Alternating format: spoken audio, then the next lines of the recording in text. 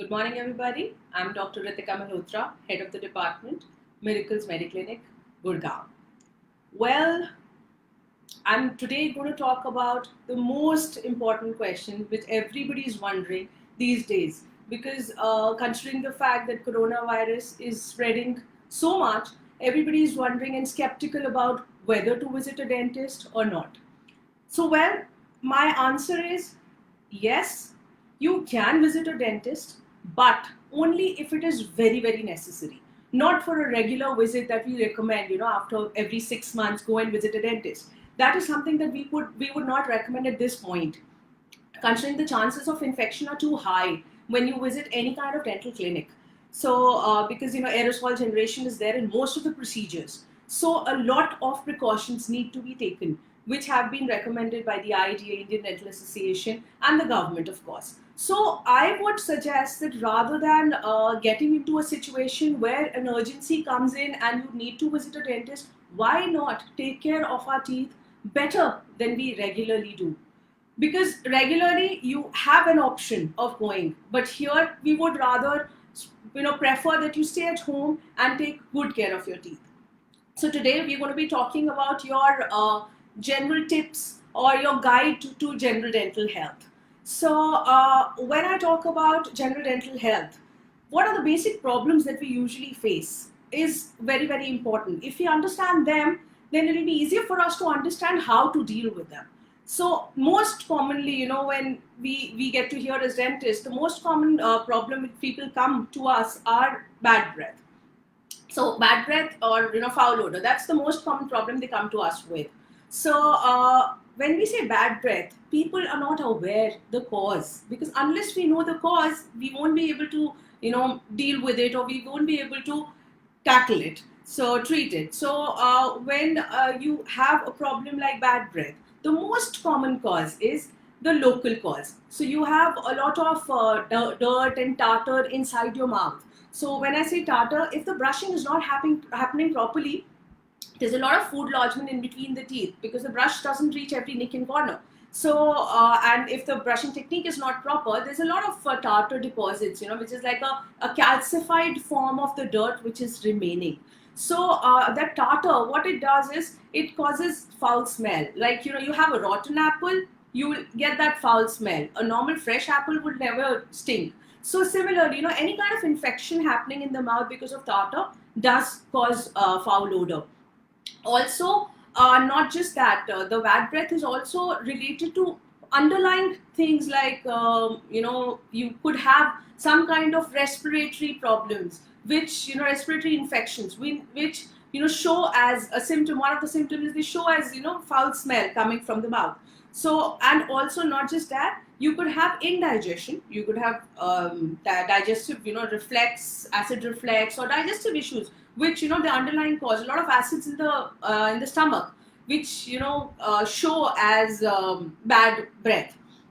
So all these things do cause a lot of issues, and people need to visit a dentist in case they are having this. So how you can solve this, we'll be discussing about all the tips that you can take care of, which will come very handy, and they are very basic. So we need to get back to basic to make sure that we don't need to visit a dentist very often.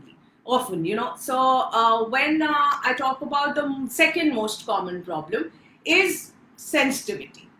We get to hear this very often that I have sensitivity when I have ice cream, I have sensitivity to cold, I have sensitivity to hot, I have sensitivity to sweet. So sensitivity, the most common cause is either a tooth decay, and the second most common cause is wearing off of the enamel, the uppermost layer. As we all know, all the teeth have the uppermost protective layering given by God, that is the enamel.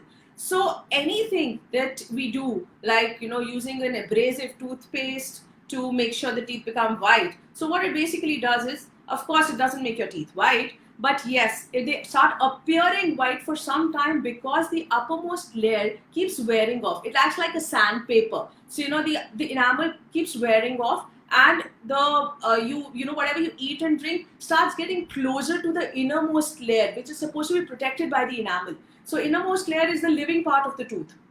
So obviously any kind of sensation if reaches a living part, will cause sensitivity. So you end up having sensitivity if the upper layer is wearing off. So that is very, very common. So we have to make sure that the kind of toothpaste we are using is not very abrasive. So that is a common thing. Then of course we have things like bleeding gums. Well, bleeding gums is something which is a very neglected side of a dental issue. People, I mean, we get to hear this very, very often. We have a lot of patients coming in saying we have bleeding gums, but we've tried other toothpaste. Now it's better. We started using a mouthwash and we've started changing our toothpaste and toothbrush, and we feel now it's gone or it's getting better. But on and off, it keeps coming. So, bleeding gums can't be solved by just changing your toothpaste or start using a mouthwash. What they do is they mask the effect for some time. So, which is not a solution, it's just masking. So, we need to understand that what is the underlying cause of the bleeding gums, because not just the cause. In case we are not solving the problem of bleeding gums, it's been known that bleeding gums, because there is inflammation or infection in the gums, which is called gingivitis or periodontitis, that you must have heard of, that leads to the heart attack. The chances of heart attack in people who have periodontitis is double than normal people. So it is very, very important to make sure that you are taking care of that as well. So when people say bleeding gums, it is basically, if I get to the detailed discussion of why it happens, it will be easier for you to make sure it doesn't. So when we talk about bleeding gums, we're talking about infection in the gums. So infection in the gums means that there has to be a cause for the infection. So you have your teeth and you have your gums, which are basically covering your teeth. So when they're covering the root of the teeth, so any kind of dirt or food which is left in between your teeth and your gums obviously would cause a lot of bacterial growth. So this bacteria, what it does is it tries to harm the gum on one side, and the gum starts getting inflamed. So how we come to know is that you would have maybe redness in the gums, soreness in the gums, bleeding from the gums, and a little discomfort in the gums. But we try to avoid it, thinking that we'll be okay. A nice toothpaste, somebody recommended a toothpaste, let me use it and I'll be fine. But it doesn't work like that, because the dirt still remains there and the bacteria still remain there. So our idea would be to take out that bacteria, and if we don't, then it further goes inside and goes to the bone, the underlying structure, and the bone also starts getting infected and starts going down again. So the teeth also become mobile. After some time, you'll see that, you must have noticed people, the teeth after a certain age, they say that our teeth have become longer or the teeth have started flaring out. The reason is because the support is not there anymore. The bone which was supporting is infected and it has gone down. So obviously, if the supporting structure has become weak, the teeth will become weak. So bleeding gums is just one, initial sign that we should not ignore, so that it doesn't lead to periodontitis at a later stage where we also can't do much. So it is very important to consider and understand that that is a thing that is an indicator that we need to, start working on. So that is one. And then we talk about things like tooth decay. I think tooth decay is the most common thing. Not just adults, even kids these days, because of a lot of sugar intake, they do have this issues of teeth decay. So the teeth do get decay. When we talk about decay, the most common complaint that patients come with is we have a lot of pain. So eventually you realize that they are going to a dentist wherein the decay has reached to the innermost layer, which is, as I told you, the living part. So if any decay is just confined to the uppermost layer, the enamel, we can still get away with the filling. Or the second layer, which is the dentine. So even if it reaches the dentine, the starting bit of the second layer, we can still get away with the filling. But in case it reaches the innermost layer, the pulp, which is the living part, there is no way we can get away with the filling. We end up, doing a root canal, or if further increases, then we go for an extraction. So rather than compromising on all this and waiting for the pain to occur, because pain will only occur when the decay is almost very close or has reached the pulp, the innermost layer. So why do we need to sit back and wait for that time? Why not take care from the beginning and make sure we don't reach to that stage? So and that depends on you, how well you take care of your teeth. So it is very, very important not to ignore any kind of black spot you see on your teeth, or any kind of sensitivity that you start with. Rather than trying your own bit, I think it's always good to take a professional help. So that helps, saving your teeth. So then you talk about other problems like stained teeth, yellow teeth, or irregular teeth. They all come into the cosmetic criteria. So that, of course, I, being a specialist in cosmetics, is a concern. These days everybody wants to look good. I mean, everybody who's there who doesn't want to. So when you talk about looks, when you talk about yellow teeth, we can easily do things like teeth whitening, bleaching. I would not recommend the home-based bleaching toothpaste that you get, which claim that your teeth are going to get white in 10 days or 5 days. I would not recommend them, because according to me, they are not very specific. So they're not meant for your teeth. They're like a very general thing. So your teeth should be treated according to the condition they are in. So when you use teeth whitening agents like toothpaste, so they might work very well for one, but they might end up in major sensitivity for the other. So I would not recommend or suggest that we take a chance with that. So it is always better to get an office bleaching done. When I say office bleaching, I mean bleaching professionally done by the dentist. So and if it is properly done by a dentist, trust me, it is very, very good. People keep asking whether there are side effects, whether they have any problem. Well, there are just no side effects. You might have sensitivity for few days, which goes back to normal. So that is not a sensitivity that we're talking about which lasts forever. So this is just a very superficial thing, and it works very well. So because it is the solution that we make, the chemicals that we use are according, the concentration is according to the requirement of your teeth, the condition, the present condition of your teeth. So obviously it works very well. So, and irregular teeth, spacing in between teeth, overlapping teeth, crowding, crooked teeth, these are also very common cosmetic issues that people come with. And these days we have options like laminates, like you have laminates on copies and books. It's like a similar concept which is used for teeth laminates. So we have teeth laminates made out of porcelain. So we have veneers. We have lots of options that can be done. We have composite veneers. So lots of options which can be used, and they drastically change the complete appearance, the complete looks of your teeth. So obviously when you enhance your the appearance of your teeth, the entire overall look gets better. So of course, well, I would not be discussing too much of detailed cosmetic treatments. So as I told you, it is very, very important, especially at this time, to take care of your teeth. So let's discuss a little about your guide to general dental care. So what exactly can we do? Now that we've understood the problem so well, I think it's very important to understand the solutions.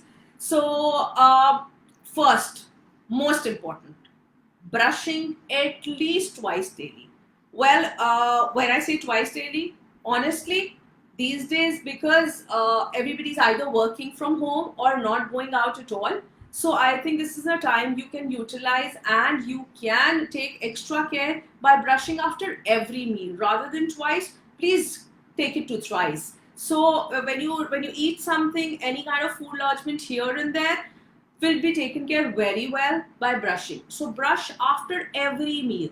So when you're brushing after every meal, the scope of any kind of food being left, in between the teeth or around the teeth, causing gum inflammation or tooth decay or anything, goes tremendously down. So brushing is very, very important.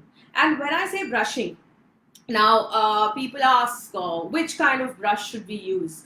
So, well, a soft brush is something that we would recommend for most of the people, because neither it's very hard on your teeth, that is, neither it's very abrasive, neither it's too sensitive that it can't take out the lodged food particles.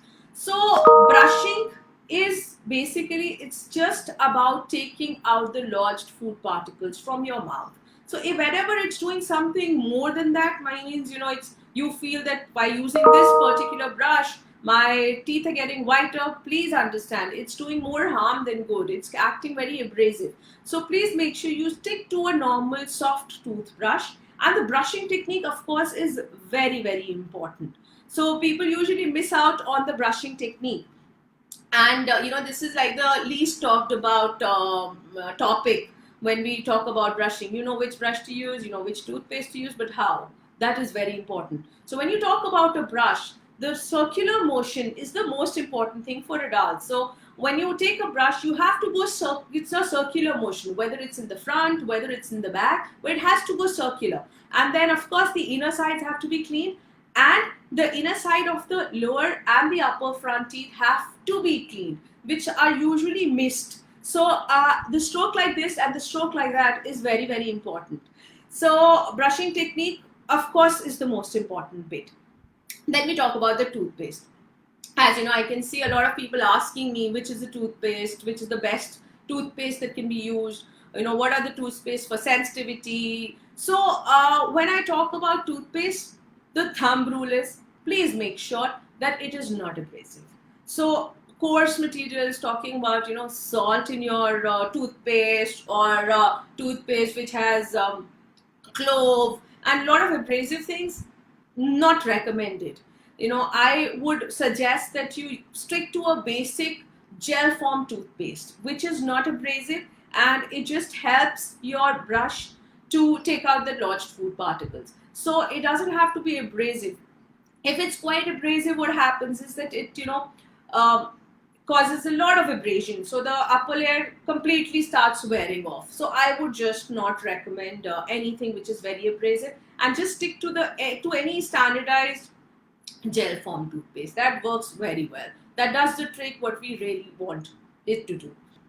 Then we talk about flossing, one of the most neglected bit.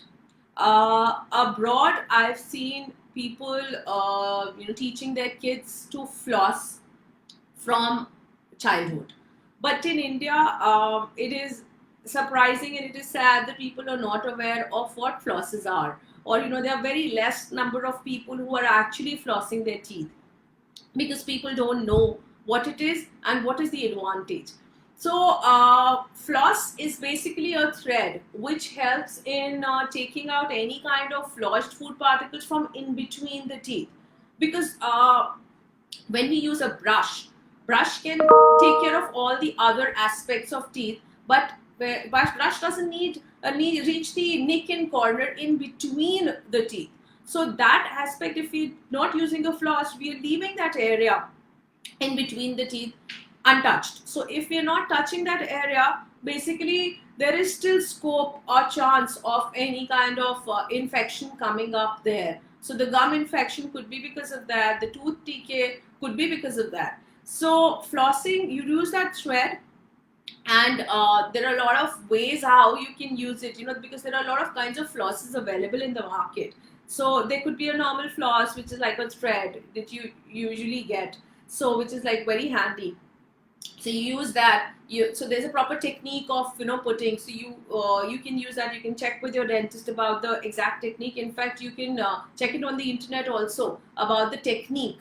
So because the internet has a lot of things, but I personally feel that we should not Google everything, because it's like it takes you to a different level where they don't know your needs, and you start thinking about Googling and getting to another level. But yes, there are certain benefits also of internet, like these kinds of techniques in these days, when you can't visit a dentist and get a free hand of how exactly to use it. Yes, the videos could come handy here. So flossing with that, or else you also get these disposable flosses these days, So disposable flosses, the technique is just not very difficult. So you can use those disposable floss and just throw it away. So whatever said and done, whichever floss you use, important is you must floss with brushing. So when I'm saying that you brush 3 times a day these days, so I would, or regularly at least twice a day.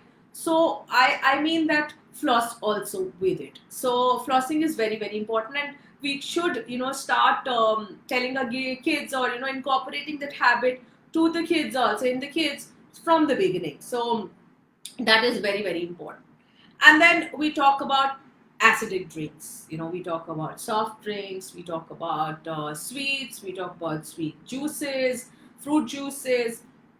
So limiting the acid intake in form of the soft drinks, or in form of any kind of fruit juices, sweets. So in the acidic drinks should be limited. Anything in excess is bad.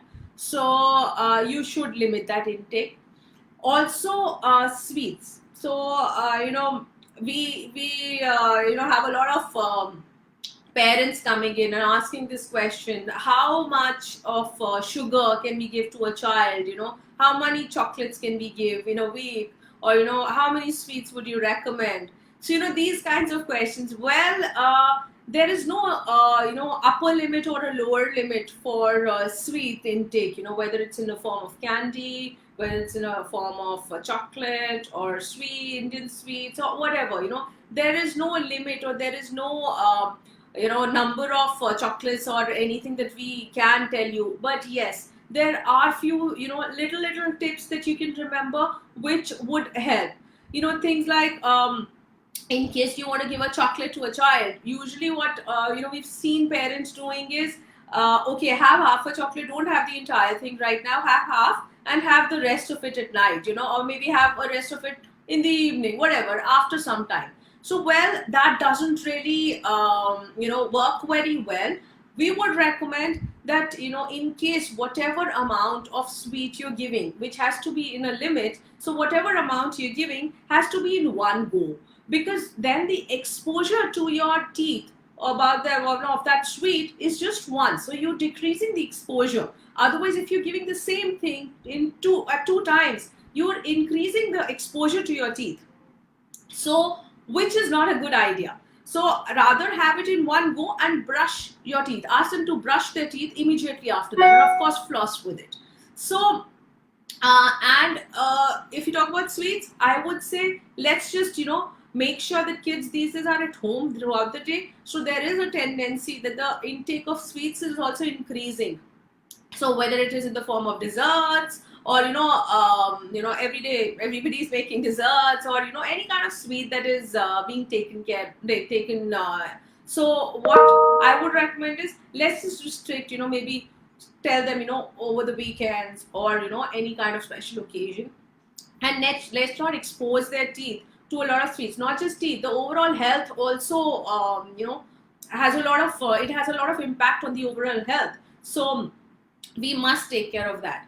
And then, of course, ideally in a normal situation, you should visit a dentist every 6 months. That also helps a lot in making sure that, if you've missed something or anything coming up, the dentist can definitely have a look, and we can let you know what exactly is going on. If we can catch the thing, a decay on, if it's just initial, so we can, obviously the treatment also is less than as compared to, if you would have come later on.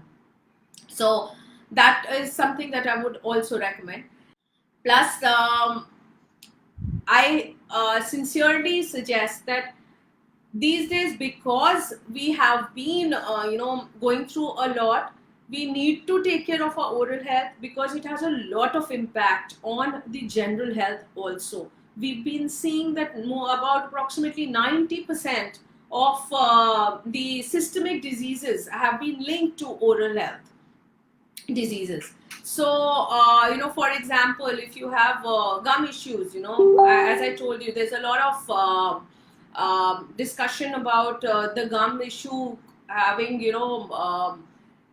relation to the heart attack, not just that, if you are diabetic and you have periodontitis, that is gum infection, and then the chances of taking care of your uh, you know the sugar blood sugar level is difficult. You can't control the blood sugar level to the extent that you could have in case the gum issue was not there, the periodontitis was not there.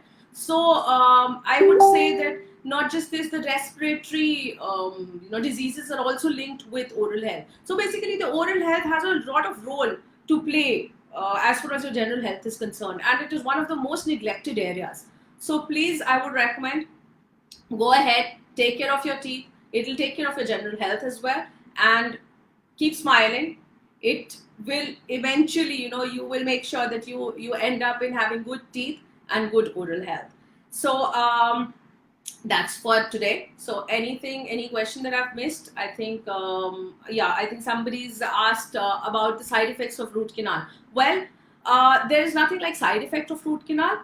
So root canal, basically what we mean is that we are taking care any infection which has reached the innermost layer, as I told you, the pulp. So we kind of clean that entire area. We drill through the teeth. We treat that entire area, and the infected pulp, the infected innermost layer, is taken out, and we fill it. We clean it with medicines, and we fill it with a biocompatible material.